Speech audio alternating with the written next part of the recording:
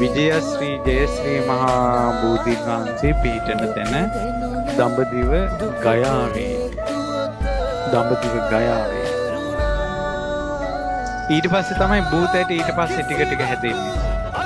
හැදිලා භූත ඇටි කැඩෙනවා, වෙන් වෙනවා, ඈත් වෙනවා, ලං වෙනවා. මේ පෘථුවිය අපි පය ගහලා ඉන්න මේ මහ පොළොව වතුර මත තියෙනවා. ඉතින් මේ මහ පොළොවේ ඉස්සල්ලාම ඉඩකඩ දෙන්නේ බුදු කෙනෙකුට සෙවන සලසන බෝධීන් වහන්සේට.